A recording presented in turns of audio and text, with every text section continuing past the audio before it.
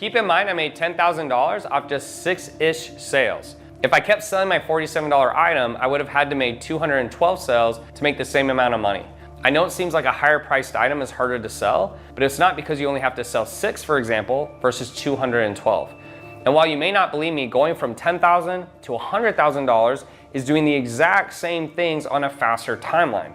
To move to the next phase of $100,000, we just need to do the same activities in a faster time frame with a consistent way to generate leads. For example, there are only 2 ways to get leads into a business. One way is organic outreach or posting content. Now, for most watching this, I'm going to assume you don't have a big following or you haven't gone viral before, so that only leaves organic outreach. Now, organic outreach is where we're either reaching out to our followers on social media or strangers. If I was reaching out to my followers, numbers I may be looking for is sending 20 messages per hour. We only want to send 20 to avoid spam blocks. And let's say out of 100 messages, we would get a 30% response rate from those messages. We would book 5 calls and then we would close 1. And let's say the close we had was at $3,000.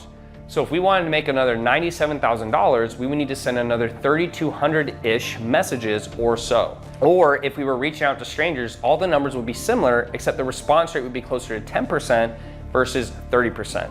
Now there's a few ways we can attack scaling to $100,000. The first way is we could just send all the messages ourselves and work more hours. The second way is we could hire someone to send the messages for us.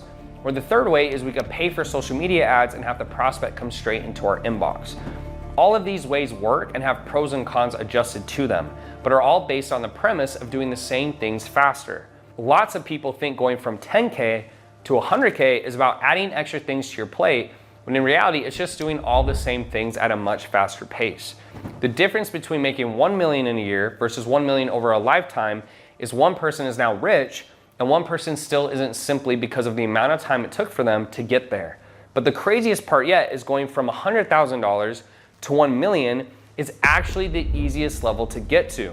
When you want to get to this level, all that's left for you to do is to replace yourself and start creating leverage. At one point in my business, I was working 16 plus hours a day doing messaging, sales calls, fulfillment, building websites, and pretty much every other task you could think of, and I was completely burned out. I wanted to make more money, but I realized no matter how much harder I worked, I simply didn't have enough time in the day to get every single task done. So I realized the next skill in my tool belt I had to learn was hiring.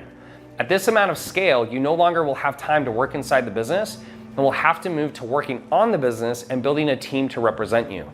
This is why the richest people in the world all say that leadership is the most important skill.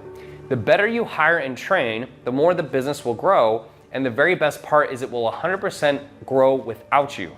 Although it seems complex, it's actually fairly simple. First, make an application that weeds out potential candidates for experience. You want to hire someone to replace you, so without experience, it becomes a lot of extra work for not a whole lot of benefit. Second, on the interview, make sure they fit the culture of who you are. If you work long hours, you want people who think the same way. A big mistake I made early in my career was trying to accommodate everyone when I should have only found people who matched my mindset. Third, have an SOP sheet for every position where it has walkthrough videos and instructions on every single thing they need to do for that position.